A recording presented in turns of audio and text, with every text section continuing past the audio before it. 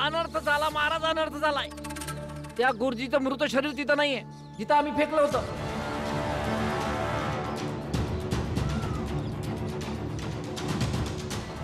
काय? तिथे नाहीये? मग गेलं कुठे? त्यांच्या घरात पाहिलास का? ओय महाराज, मी गुरुजीच्या घरी पण गेलतो, तिथं पण नाही सापडलं. आणि गाववाले लय काळजीत होते का गुरुजी एकदम कुठं गायब झाले म्हणून. विचित्र गोष्ट आहे महाराज. कुठे आम्ही त्या आगाऊ भीमरावला एक गुरुजीची हत्या केल्या प्रकरणी सगळ्यांसमोर दोषी ठरवणार होतो, पण आता मृत शरीरच नाहीये. शेठजी, हे विचार करायचा आहे का गुरुजीचं मृत शरीर गेलं कुठं? तेच तर. काय माहित, एखाद्या जंगली प्राण्याने त्याला स्वतःचा आहार बनवला असेल.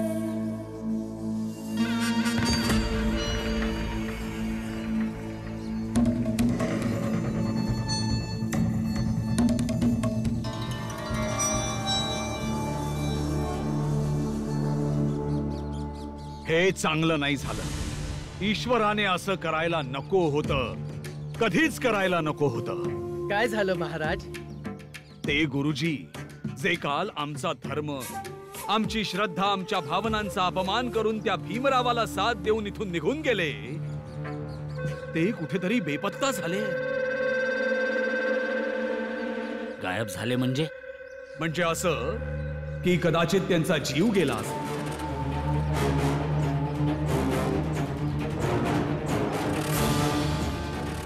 किंवा मग स्वतः ईश्वराने त्यांना बेपत्ता केलं असेल, जेणेकरून तुम्हा सर्व शिक्षकांना हा संदेश मिळावा की त्या भीमरावाला साथ देणं त्या ईश्वराला कदापि मान्य नाही. आणि गुरुजी, एक गुरुच्या अशा दुर्दशेचा जबाबदार तो आगाऊ भीमरावच आहे. गुरुजी, तुम्हा समजासनी काय वाटतंय, कोण जबाबदार असेल?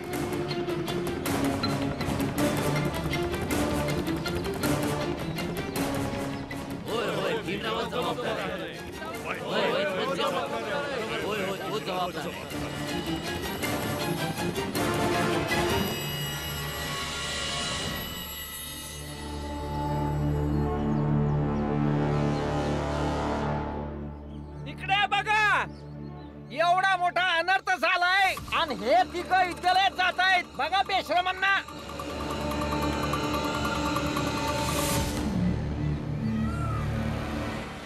हे भीमराव, थांब.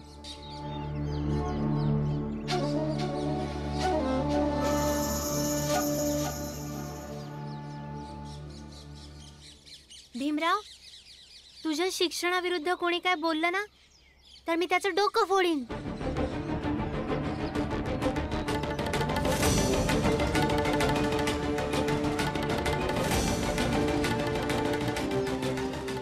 पुन्हा आलात तुम्ही? मारू का दगड? पागल बाजलोय. भीमरावा, ह्या वेड्याची ढाल बनवून तू कधीपर्यंत वाचणार आहेस? तुला माहिती तरी आहे का की तुझ्या हातून काय पाप घडलंय?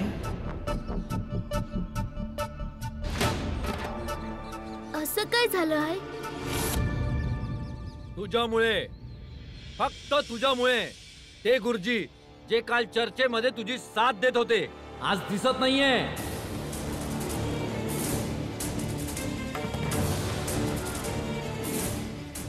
बहुतेक देवानी त्यांना शिक्षा दिली आहे. भेटत नाही म्हणजे असं की कदाचित धर्माच्या विरोधात जाऊन तुला साथ देण्याची त्यांना शिक्षा मिळालेली आहे आणि त्या शिक्षेमध्ये त्यांनी आपला जीव गमावलेला आहे.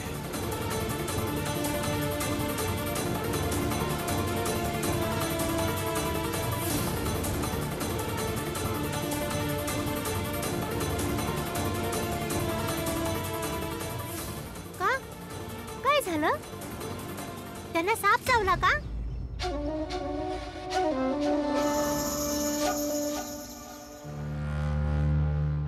त्यामुळे ते मेले?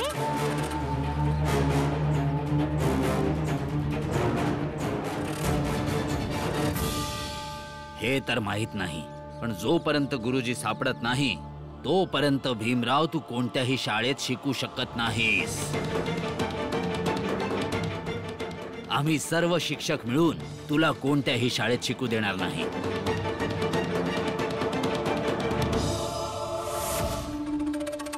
तुम्हा सर्वांना वाटतं की तुम्ही शिक्षक समुदायाचे आहात?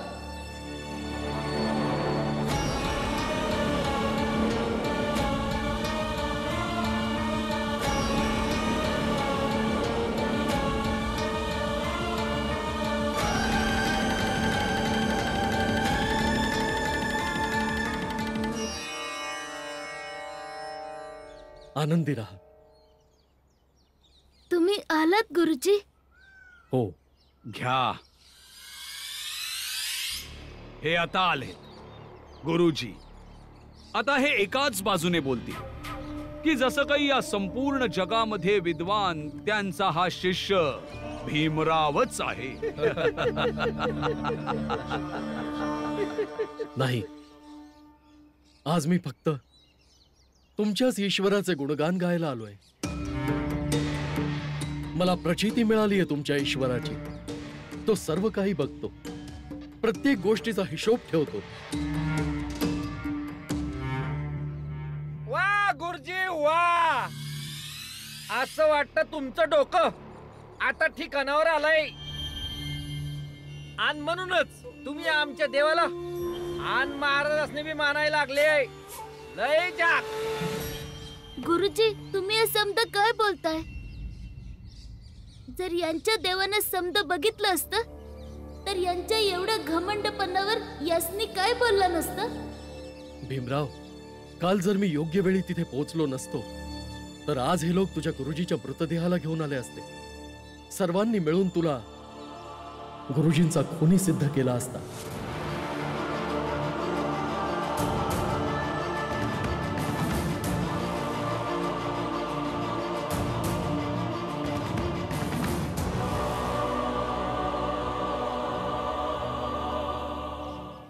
या गुरुजी.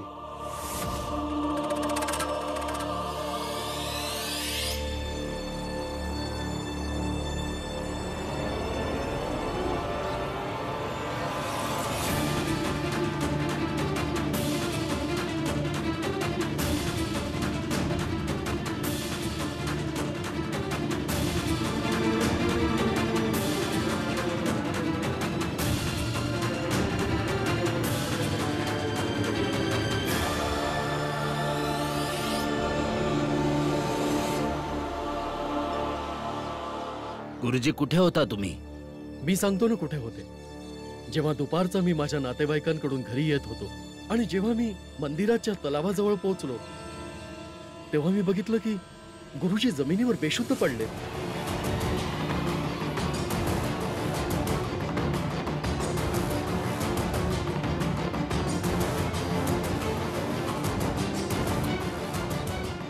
अरे, हा तर राम बहादूर आहे, भीमरावचा शिक्षक. अरे काय झालं? राम बहादूर, उठ उठ उठ. राम बहादूर, याला काय झालंय?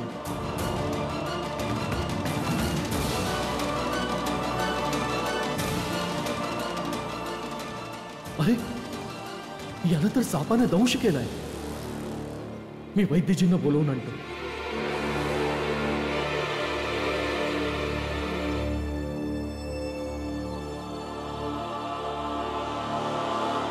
अशा प्रकारे यांचे प्राण वाचलेत. रात्रीपर्यंत यांना बरं वाटू लागलं होतं आणि माझा शिष्य भीमराव गुरुच्या मृत्यूच्या आरोपापासून वाचला.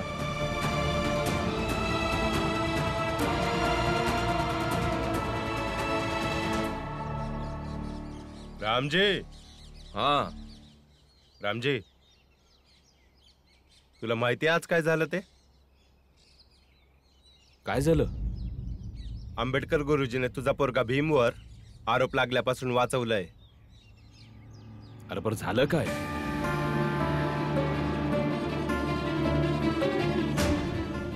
हे गुरुजी, जे काल चर्चेमध्ये तुझी साथ देत होते आज दिसत नाहीये. धर्माच्या विरोधात जाऊन तुला साथ देण्याची त्यांना शिक्षा मिळालेली आहे आणि या शिक्षेमध्ये त्यांनी स्वतःचा जीव गमावलेला आहे. आम्ही सर्व शिक्षक मिळून तुला कोणत्याही शाळेत शिकू देणार नाही.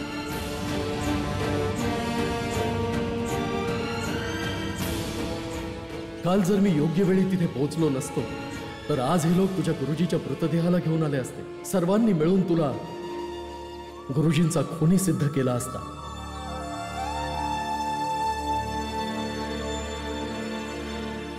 लय लय धन्यवाद गुरुजीसनी, जे ऐन येळेवर पोचले. नाहीतर माझा भीम ह्याच विचारात राहिला असता की त्याच्यामुळेच गुरुजींचा जीव गेला. बरोबर बोलते आहेस ताई. तू बघच मीरा, भीम आणि आंबेडकर गुरुजींच्या जोडीला जग लक्षात ठेवी. मला कवा कवा अभिमानानं आनंद बी होतो का माझ्या पोराच्या आयुष्यामध्ये आंबेडकर गुरुजींसारखे मार्गदर्शक आहेत. पण तुम्ही सर्व गुरुजन शिक्षणाचे खुनी आहात. एक विद्यार्थी ज्याच्या मनात शिकण्याची इच्छा आहे त्याच्या इच्छांचे खुनी आहात तुम्ही. तुम्हा लोकांना ही गोष्ट कळेल का नाही माहित नाही. एक गुरु शिष्याच्या मनात शिक्षणाबद्दल ऊर्जा निर्माण करतो आणि तुम्ही लोक त्याचा खून करता. जो दुसऱ्यांच्या इच्छेचा खून करतो तो कधीच गुरु होऊ शकत नाही.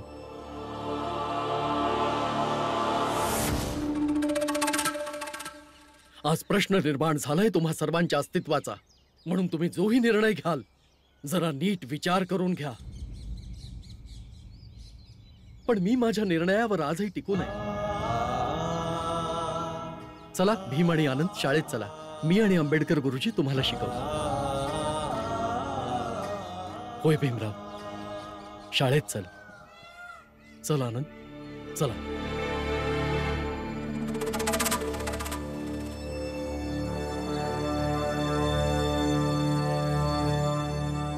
घ्या.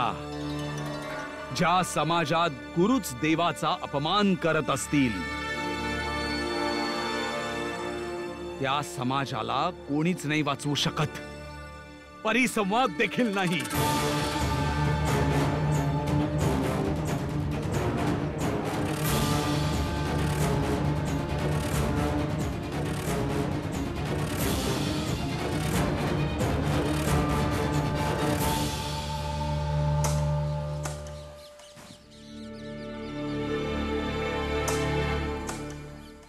नमस्कार शेठजी. जर आम्हा दोघांसाठी काही काम असेल तर. हे बघा, काम तर खूप आहे पण आम्ही तुम्हाला नाही देऊ शकत. आणि रामजी, तुमच्या सोबत आलेल्या या माणसाला सुद्धा काम नाही देऊ शकत. का, काय झालं?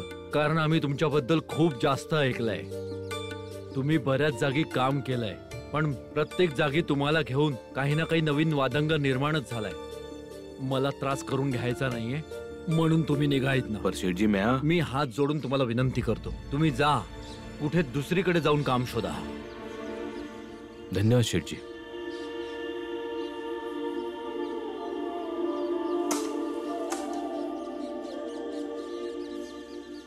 भीमराव, आज पहिल्यांदा महाराज तुला घाबरत असतील. घाबरत असतील म्हणजे? होय भीमराव, महाराजाला वाटत असेल की ईश्वराने तुझी मदत केली. ईश्वराच्या नावावर स्वतःचं भलं करून घेणाऱ्या लोकांना सर्वात जास्त भीती ईश्वराचीच वाटते. भीमराव, हा तुझा पहिला विजय आहे आणि महाराजांचा पराजय. ईश्वरा, त्या भीमरावाच्या पाठीशी उभं राहून तुम्ही योग्य नाही केलं. मग आम्ही जे तुमच्या अस्तित्वासाठी, स्वतःच्या धर्माच्या रक्षणासाठी दिवस रात्र मेहनत करत असतो ते आम्ही चुकीचे आहोत. खरंच तुम्हाला असं वाटतं की आम्हीच कुठेतरी चुकतोय? तर मग सांग ईश्वरा, सांग तू कोणाच्या पाठीशी उभा आहेस, आमच्या की त्या भीमरावाच्या?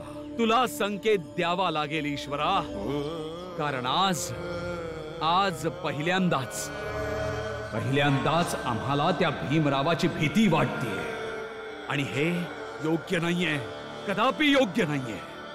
आणि महाराजांना वाटणारी भीती हा तुझा पहिला विजय आहे त्या पाखंडी महाराजावर. तुझे अभिनंदन भीमराव.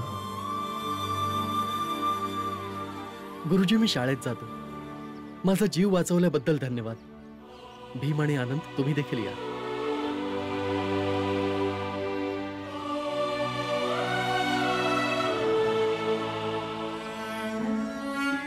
आता आम्हाला त्या भीमरावाबरोबर सरळ मार्गाने लढता येणार नाही. आता काही दिवसांसाठी आम्ही त्या भीमरावापासून लांबच राहू. जोपर्यंत आमच्या मंदिराचं उद्घाटन होत नाही तोपर्यंत आम्ही एकांतात राहू. आणि ज्या दिवशी आमच्या मंदिराचं उद्घाटन होईल आम्ही या गावाला कायमचा राम राम ठोकू आणि हेच योग्य ठरेल. महाराज तुम्हाला ठाव आहे का? आपल्या गावात एक विधवा आलती, तिचं नाव राणी होतं. महाराज बाळा जिच्यावर प्रेम करायचा ती, आणि जिला रामजीच्या कुटुंबानं पळण्यास मदत केली होती ती. हा मग ते परत आलीये महाराज. तिचं काय करायचंय महाराज? मग आम्ही काय करू? सगळेच्या सगळे काम चुकार झालात. एक काम बरोबर करता येत नाही तुम्हाला. बस महाराज महाराज महाराज करून पळत पळत येत असता माझ्याकडे. अरे हा महाराज चालवणार आहे का तुमचं सगळं जीवन? आपल्या धर्माचं रक्षण नाही करू शकत तुम्ही. स्वतःच्या जातीचं महत्व नाही सांगू शकत तुम्ही. फक्त पळत पळत येता महाराज महाराज करत. मानव आहेस ना? मानवाच्या प्रतिष्ठेला समज. योद्धा बन. बाकीच्यांकडून राहू दे, पण त्या भीमरावाकडून तरी शिकून घे. अस्पृश्य जातीचा असून देखील तो स्वतःची लढाई स्वतः लढतोय. पळत पळत एखाद्या महाराजाकडे जात नाही तो. हो, तसा हा महाराज आहे तुमच्या सोबत, पण स्वतःची लढाई स्वतः लढण्याची सवय लावा. स्वतः लढा स्वतःची लढाई. आणि हो, सर्वांना जाऊन सांग, काही दिवस महाराज एकांतवास घेणार आहेत. ईश्वरी शक्तीच्या अनुभूतीसाठी. जा आता इथून. जशी आज्ञा महाराज.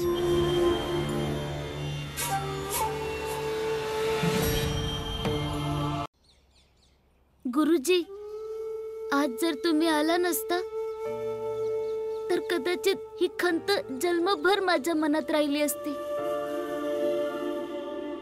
धन्यवाद गुरुजी. बरं भीमराव, मला हे सांग, माझं योग्य वेळेवर येणं याचा काय अर्थ आहे? बोल भीमराव. गुरुजी, मला वाटतंय की भीमचं नशीबच चांगलं होतं. तुला काय वाटतं भीमराव? कदाचित तुमचं आणि माझं नातं, कारण ज्या दोन माणसांमधलं नातं मजबूत असतं त्या दोघांमध्ये एक न दिसणारी तार असते, ज्यानं ती दोघं न बोलता बी एकमेकांच्या भावना समजून घेतात आणि त्या भावना योग्य वेळी योग्य गोष्टी करतात. हेही अगदी बरोबर आहे. पण जी गोष्ट मला तुम्हा दोघांना समजवायची आहे ती ही आहे, ज्यांचे मार्ग चांगले असतात, विचार स्वच्छ असतात, त्यांच्या मार्गात येणाऱ्या संकटाचा कोणता ना कोणता उपाय नक्कीच असतो. आता तू याला नशिबाचं नाव दे, नाहीतर निसर्गाच्या न्यायाची पद्धत समज, नाहीतर तुझा विश्वास समज. पण होय भीमराव, कधीही आयुष्यात घाबरू नकोस. हा विचार करू नकोस की संकट आलं तर त्याचा मार्ग कसा निघेल. बस फक्त जे तुझ्या हातात आहे ना तेच कर. हे बघ, आज मी तुझ्या मदतीसाठी आलो, उद्या कोणीतरी दुसरा येईल, परवा दुसराच कोणी. बस आयुष्याची ही यात्रा अशीच चालू राहिली पाहिजे.